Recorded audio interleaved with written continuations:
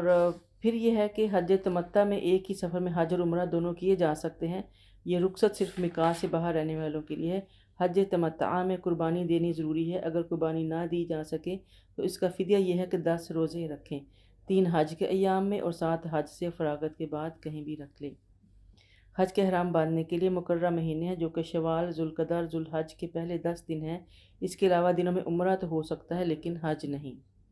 اس وقت کے سفر بہت لمبے لمبے ہوتے تھے، لوگ مہینوں پہلے نکلتے تھے حج کی نیت سے نا۔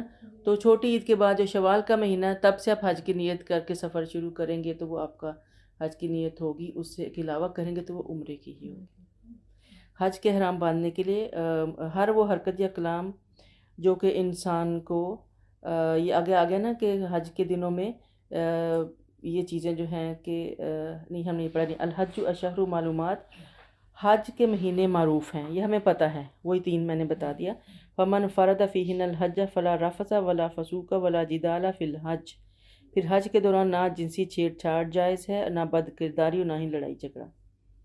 ولا تفعلوا من خیر یعلمہ اللہ ولا تزودوا فإن خیر الزاد التقوی فاتقون یا اولی الالباب، کہ جو بھی نیکی تم کرتے ہو اللہ اسے جانتا ہے، جو زاد راہ ساتھ لے لیا کرو، اور سفر حج میں بہتر زاد راہ تقوی ہے۔ اے عقل والو میری نافرمانی سے بچو اور بچتے رہو۔ بیسیکلی یہ ہے کہ اہل یمن، حضرت عباس فرماتے ہیں کہ اہل یمن حج کے لیے آتے تو زاد راہ ساتھ نہ لاتے اور کہتے تھے کہ ہم تو توکل کرنے والے ہیں۔ اللہ تعالیٰ نے یہ آیت نازل فرمائی کہ ساتھ زاد راہ یعنی تھوڑا بہت سامان جو آپ کے لیے ضروری ہوتا ہے وہ ہو تو کوئی حرج نہیں، کیونکہ پھر آپ مانگنے سے بچ جاتے لوگوں سے نا۔ توکل جو ہوتا ہے وہ یہ نہیں کہ آپ اب بیٹھے رہے تو میں دعا کروں، میں کہوں کہ میں تو اللہ پہ توکل کیا، یہ پانی خود اٹھ کے میرے منہ میں آ جائے گا، تھوڑی سی ایفرٹ تو کرنی پڑتی ہے نا۔ تو اپنے حصے کا کام کر کے رکھو، پھر باقی کا اللہ پہ چھوڑ دیتے ہیں۔ لیکن تقوی یعنی ایکسٹرا کرنے کی ضرورت نہیں ہے، اللہ کے اوپر تقوی رکھو، اپنے توکل کے ساتھ اپنے بندوبست کر کے نکلنا چاہیے، جس حد تک ضروری ہے۔ پھر لیس علیکم الجناح ان تبتغوا فضلا من ربکم فاذا افضتم من عرف فاذکروا اللہ عند المشعر الحرام واذکروہ کما ہداکم ان کنتم من قبلہ لمن الضالین ثم افیدوا من حیث افاض الناس واستغفروا اللہ ان اللہ غفور رحیم فاذا قضیتم مناسککم فاذکروا اللہ کذکرکم آباءکم او اشد ذکرا فمن الناس من یقول ربنا آتنا فی الدنیا وما له فی الآخرۃ من خلاق ومنهم من یقول ربنا آتنا فی الدنیا حسنۃ وفی الآخرۃ حسنۃ وقنا عذاب النار اولئک لهم نصیب مما کسبوا واللہ سریع الحساب۔ حضرت ابن یہ آ گیا کہ اگر تم حج کے دوران اپنے رب کا فضل اور رزق تلاش کرو تو کوئی مذائقہ نہیں۔ پھر جب عرفات میں واپس آؤ تو معشر الحرام یعنی مزدلفہ پہنچ کر اللہ کو اس طرح یاد کرو جیسے اس نے تمہیں ہدایت کی ہے، ورنہ اس سے پہلے تو تم راہ بھولے ہوئے تھے۔ پھر وہاں سے واپس لوٹو جہاں سے سب لوگ لوٹتے ہیں اور اللہ سے بخشش مانگتے رہو، اللہ تعالیٰ یقیناً بڑا بخشنے والا رحم کرنے والا ہے۔ پھر جب تم ارکان حج ادا کر چکو تو اللہ تعالیٰ کو ایسے یاد کرو جیسے تم اپنے آباء و اجداد کو یاد کیا کرتے تھے یا اس سے بھی بڑھ کر۔ پھر لوگوں میں سے ایسے لوگوں کا کچھ ایسے ہیں جو کہتے ہیں کہ اے ہمارے رب ہمیں سب کچھ دنیا میں ہی دے دے، ایسے لوگوں کا آخرت میں کوئی حصہ نہیں ہوتا۔ وَمِنْهُمْ مَنْ يَقُولُ، اور کچھ ایسے لوگ ہیں جو کہتے ہیں ربنا آتنا فی الدنیا حسنۃ وفی الآخرۃ حسنۃ وقنا عذاب النار، اے ہمارے رب ہمیں دنیا میں بھی بھلائی دے اور آخرت میں بھی بھلائی دے اور ہمیں جہنم کے عذاب سے بچا لے۔ اولئک لہم نصیب مما کسبوا واللہ سریع الحساب، ایسے لوگوں کا اپنی اپنی کمائی کے مطابق دونوں جگہ پہ حصہ ہے اور اللہ تعالیٰ فوراً حساب چکا دینے والا ہے۔ اب حضرت ابن عباس فرماتے ہیں کہ قاضا، اب میں نے بتایا تھا نا کہ جاہلیت میں بھی بازار لگا کرتے تھے جہاں پہ، تو بازار تو لگتے تھے کہ لوگوں نے دوران حج تجارت کو گناہ جانا تو لوگوں نے آپ نبی کریم صلی اللہ علیہ وسلم سے پوچھا، تو تب یہ آیت نازل، کیونکہ حج سے پہلے یعنی اسلام سے پہلے تو بازار لگتے تھے، لوگ ٹریڈ کرتے تھے، آتے تھے جاتے تھے، ہم نے پہلے بھی پڑھا، سیرت میں بھی پڑھ کے آئے ہیں۔ تو حج اسلام آنے کے بعد لوگ جب حج کا موقع آیا تو پھر لوگ تھوڑا سا کنفیوز ہو گئے کہ اب ہم کر سکتے ہیں کہ نہیں، وہ ٹریڈنگ کر سکتے ہیں کہ نہیں، تو تب یہ آیت نازل ہوئی کہ اس کا کوئی یعنی اس میں کوئی مذاق نہیں، آپ ٹریڈنگ کر سکتے ہیں۔ کیونکہ یہ چیزیں مجھے یاد ہے بہت پہلے جب ہم بھی سنا کرتے تھے کہ لوگوں کو مذاق اڑاتے تھے، کوئی آتا تھا نا عمرے سے تو وہ وہاں سے کچھ چیزیں لے کے آتے تھے نا، تو لوگ کہتے تھے لو تسی عبادت کرنے گئے ہو شاپنگ کرنے گئے ہو، ہے نا، تو مذاق اڑاتے تھے اور ایک دوسرے کو حجتیں جھکتیں کرتے ہیں. یہ ساری کم علمی کی باتیں ہیں. جو اللہ جس چیز کی اللہ نے اجازت دی ہے تو اس کو آپ کر سکتے ہو، کوئی حرج نہیں اس کی. پھر ہوا کہ معلوم ہوا ان آیتوں سے کہ ارکان حج میں وقوف عرفہ بہت ہی اہم رکن ہے. عبد الرحمن بن عویمر فرماتے ہیں کہ آپ نبی کریم صلی اللہ علیہ وسلم نے فرمایا حج عرفہ ہی ہے، اور جمعہ یعنی یوم عرفہ اور عید کے درمیان کی رات طلوع فجر تک سے پہلے جو پہنچ گیا اسے حج مل گیا. یعنی عرفہ کے اندر جو وقوف ہے وہی اصل میں حج ہے.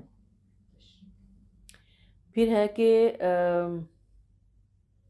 پھر اس میں ہم نے یہ بھی پڑھا کہ قریش جو تھے وہ عام لوگوں کے برعکس حج کے دوران عرفات نہ جاتے تھے، کہ حدود حرم سے باہر ہے.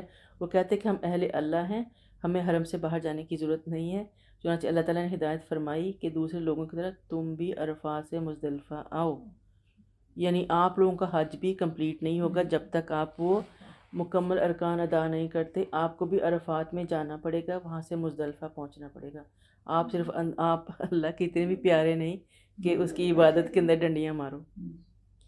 پھر ہے کہ عائشہ فرماتی ہیں کہ قریش اور ان کے طریقے پر چلنے والے لوگ عرفات کی بجائے مزدلفہ میں وقف کیا کرتے تھے، اور جب کہ باقی عرب عرفات کا وقوف کرتے. جب اسلام کی روشنی پھیلی تو اللہ تعالیٰ نے نبی کو حکم دیا کہ عرفات جائیں اور وہاں ٹھہریں اور وہاں سے لوٹ کر مزدلفہ آئیں.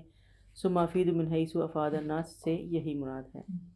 اچھا، مشرکین جو تھے فراغت حج کے بعد مینا میں اپنے باپ دادا کے کارنامے بیان کیا کرتے تھے.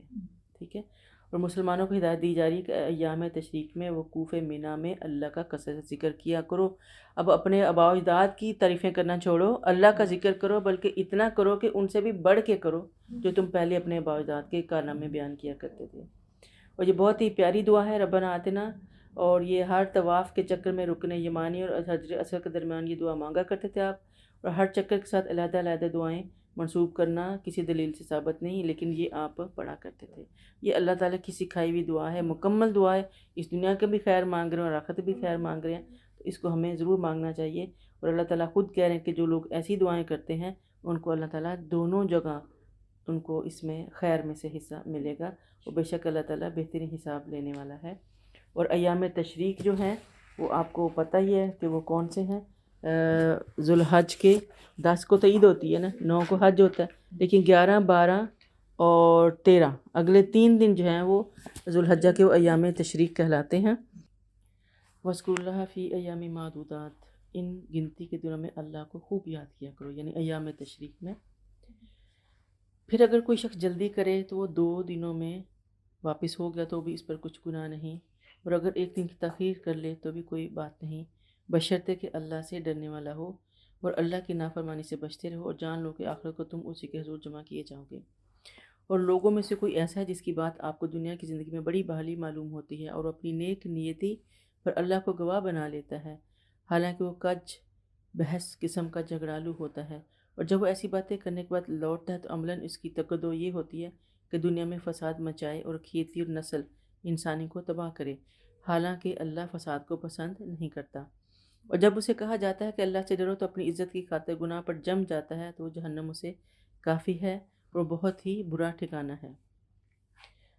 وَمِنَ النَّاسِ مَن يَشْرِي، اور لوگوں میں سے کوئی ایسا بھی ہے جو اللہ کی رضا جوئی کے لیے اپنی جان تک بیچ ڈالتا ہے، اور اللہ ایسے بندوں پر بہت ہی مہربان ہے. یا ایھا الذین آمنوا ادخلوا فی السلم کافۃ ولا تتبعوا خطوات الشیطان انہ لکم عدو مبین. اے ایمان والو، اسلام میں پورے کے پورے داخل ہو جاؤ اور شیطان کی اتباع نہ کرو، کیونکہ وہ تمہارا کھلا دشمن ہے. پھر اگر تم روشن دلائل آ جانے کے بعد بھی پھسل گئے تو جان لو کہ اللہ تعالیٰ سب پر غالب ہے اور حکمت والا ہے. اور یہ لوگ اس انتظار میں ہیں کہ اللہ تعالیٰ اور فرشتے بادلوں کے سائے میں ان کے پاس آئیں اور قصہ ہی صاف کر دیا جائے، اور تمام معاملات اللہ ہی کی طرف لوٹائے جائیں گے. آپ بنی اسرائیل سے پوچھ لیجئے کہ ہم نے کتنی کھلی کھلی نشانیاں انہیں دی تھیں.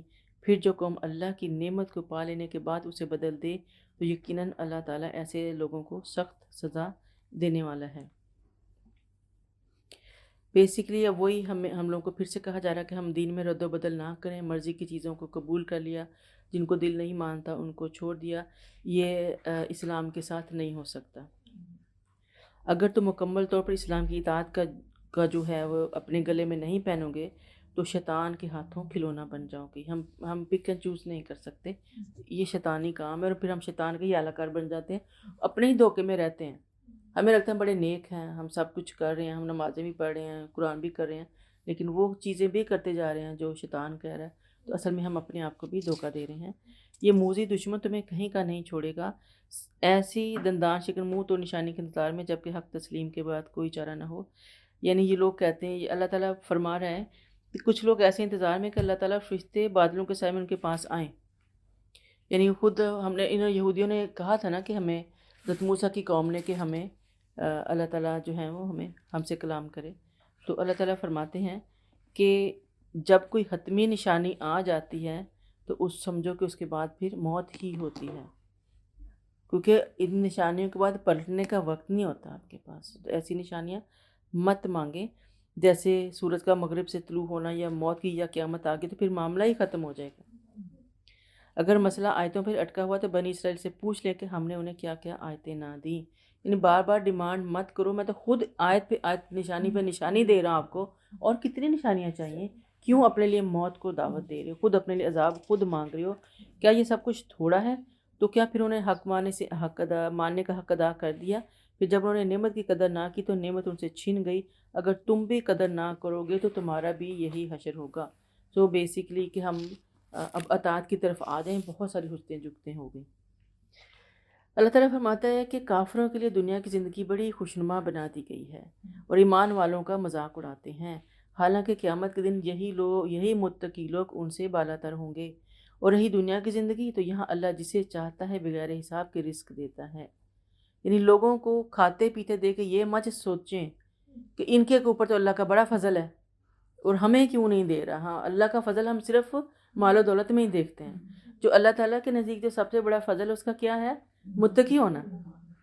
کیونکہ اصل جو ہے آپ کو فضل، وہ آخرت کی کامیابی ہی اصل کامیابی ہے اللہ کے نزدیک. کان الناس امۃ واحدہ، پھر سب لوگ ایک ہی طریق دین پر تھے، پھر انہوں نے آپس میں اختلاف کر لیا. تو اللہ نے انبیاء کو بھیجا جو خوشخبری دینے والے اور ڈرانے والے تھے. ان کے ساتھ اللہ نے حق کو واضح کرنے والی کتاب بھی نازل فرمائی تاکہ لوگوں میں ان باتوں کا فیصلہ کر دے جن میں انہوں نے اختلاف کیا. اور واضح دلائل آ جانے کے بعد جن لوگوں نے اختلاف کیا تو وجہ یہ نہ تھی کہ انہیں حق کا علم نہ تھا، بلکہ ان میں ضد بازی اور انا کا مسئلہ پیدا ہو گیا تھا. پھر جو ایمان لے آئے انہیں اللہ تعالیٰ نے اپنے حکم سے ان اختلافی امور میں حق کا راستہ دکھا دیا. اور اللہ تعالیٰ جسے چاہتا ہے صراط مستقیم کی ہدایت دیتا ہے. کیا تم یہ خیال کرتے کہ یوں ہی جنت میں داخل ہو جاؤ کہ جبکہ تمہیں ابھی وہ مسائب پیش ہی نہیں آئے جو تم سے پہلے ایمان والوں کو پیش آئے تھے؟ ان پر اس قدر سختیاں اور مصیبتیں آئیں جنہوں نے ان کو ہلا ہلا کے رکھ دیا، حتیٰ کہ رسول خود ان کے ساتھ ایمان لانے والے سب پکار اٹھے کہ متی نصر اللہ، اللہ کی نصر یا مدد کب آئے گی؟ الا ان نصر اللہ قریب. تو اللہ تعالیٰ نے فرمایا سن لو، اللہ کی نصرت آنا ہی چاہتی ہے. یسألونک ماذا ينفقون قل ما انفقتم من خیر فللوالدین والاقربین والیتامی والمساکین وابن السبیل وما تفعلوا من خیر فإن اللہ بہ علیم. اور یہاں پہ اب ہم ترجمہ تو ہم پڑھتے آئے ہیں. تو بیسیکلی یہی ہے کہ یہ لوگ ہمیشہ سے اختلافات کرتے آئے، چیزیں آتی گئیں، اختلاف کرتے کرتے دین کا شرازہ بکھیر دیتے تھے. تو اللہ نیا نبی بھیج دیتا تھا، پھر آتا تھا، پھر بھیج دیتا تھا. تو بے شمار نبی آئے اور نبی کیوں فرماتے ہیں کہ میں خاتم النبیین ہوں، میرے بعد کوئی نبی نہیں آئے گا، میری امت کا ایک گروہ ہمیشہ حق پر قائم رہے گا، ان کا کوئی مخالف انہیں نقصان نہ پہنچا سکے گا حتیٰ کہ اللہ کا حکم آ جائے. باقی جب انبیاء آتے تھے تو انہیں فرقوں میں بٹی ہوئی قومیں ملتی تھیں اور انہیں نئے سرے سے توحید کے نیچے جمع کرنے میں بہت مشکل پیش آتی تھی. باطل قوتیں جو اپنی جڑیں گاڑ چکی ہوتی ہیں، مالی اور افرادی قوت کے لحاظ سے نبی ان کے ساتھیوں سے کہیں زیادہ طاقتور ہوتی ہیں، انہیں کچل دینے سے کبھی گریز نہیں کرتی، حتیٰ کہ کئی انبیاء کو قتل بھی کیا گیا. یہ مصائب اتنے شدید ہوتے تھے کہ بعض دفعہ اللہ کے نیک بندے بتقاضۂ بشریت پکار اٹھتے ہیں کہ اللہ کی مدد کب آئے گی.